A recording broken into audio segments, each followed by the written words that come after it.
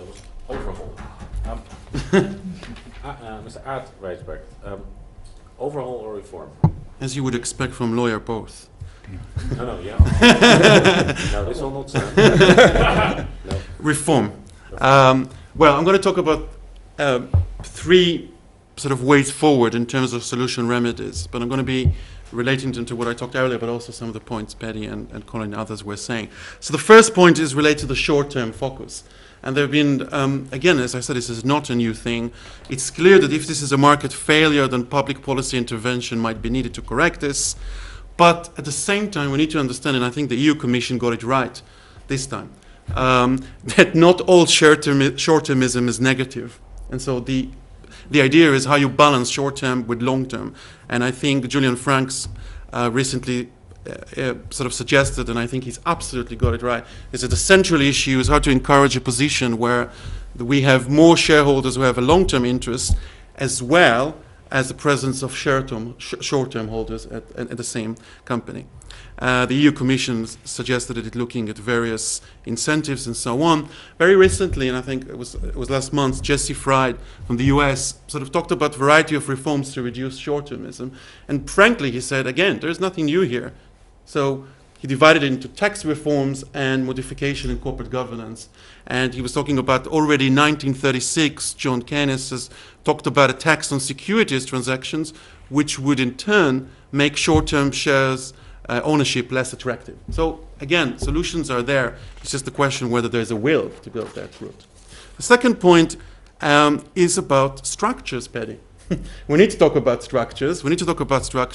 But my point is actually, should we leave, as you said earlier in your beginning, limited liability companies to what there are, limited liabilities companies, and instead, can we talk about more diverse structure that exists alongside limited liability companies?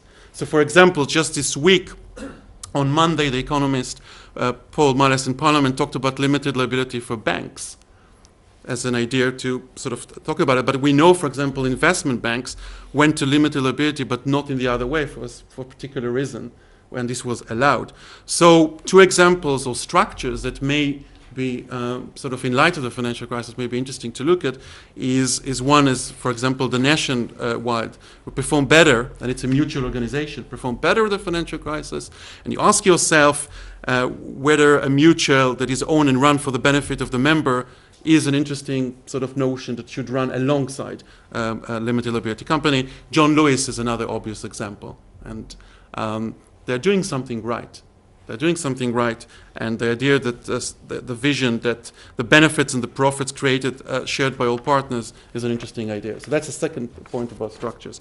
And then finally, about engagement and shareholders, because we can't escape the idea or the notion that shareholders are an important part of a company. But it's not just shareholders. So if we want to talk about incentive for engagement, the incentive for engagements should go on all levels, on all dimensions.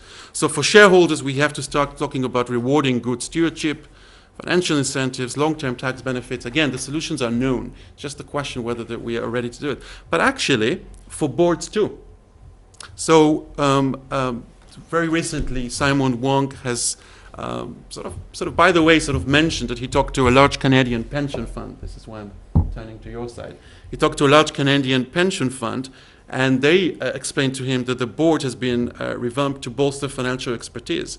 So they pay very little attention to short-term investment returns, and instead what they focus in this Canadian pension fund is whether investment managers are sticking to the agreed investment strategies and continue to possess the capabilities that were asked. In other words, we have to talk about all levels. It's not just shareholders, it's management, and it's throughout the chain and so on and so forth.